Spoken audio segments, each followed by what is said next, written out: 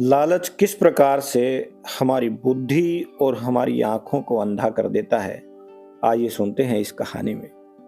कहानी है राजा मिडास की। नमस्कार दोस्तों, स्वागत है आपका आरआर टेल्स पर। हम सभी लालची राजा मिडास की कहानी जानते होंगे। उसके पास सोने की कमी नहीं थी, लेकिन सोना जितना बढ़ता वह और अधिक सोना चाहता। उसने सोने को खजाने में जमा कर लिया था और हर रोज उसे गिना करता।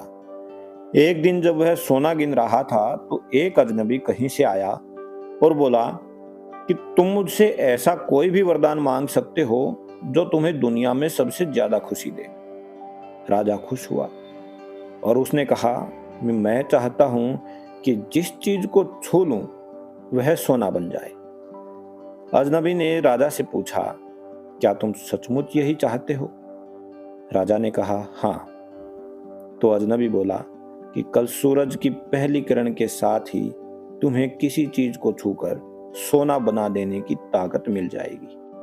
राजा ने सोचा कि वह सपना देख रहा होगा, यह सच नहीं हो सकता। लेकिन अगले दिन जब राजा नींद से उठा तो उसने अपना पलंग छुआ। राजा के छूते ही वह पलंग सोने का बन गया। राजा को मिला वरदान सच निकला।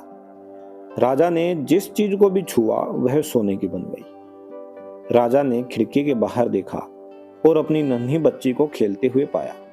उसने अपनी बिटिया को यह अजूबा दिखाना चाहा और उसने सोचा कि वह खुश होगी। लेकिन बगीचे में जाने से पहले उसने किताब पढ़ने की सोची।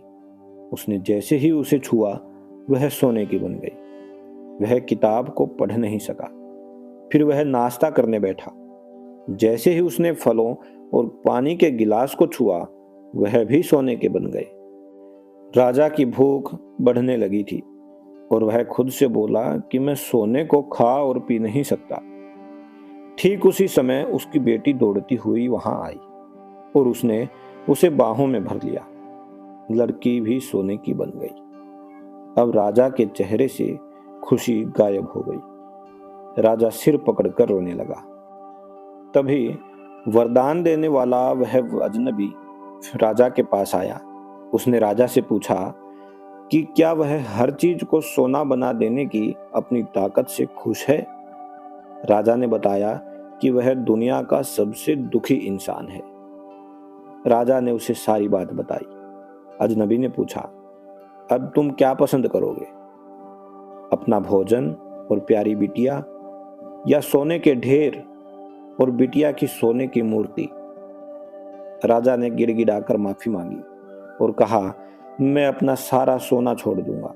मेहरबानी करके मेरी बेटी मुझे लौटा दो, क्योंकि उसके बिना मेरी हर चीज मूल्यहीन हो गई है। अजनबी ने राजा से कहा, राजा तुम पहले से बुद्धिमान हो गए हो। और उसने अपने वरदान को वापस ले लिया।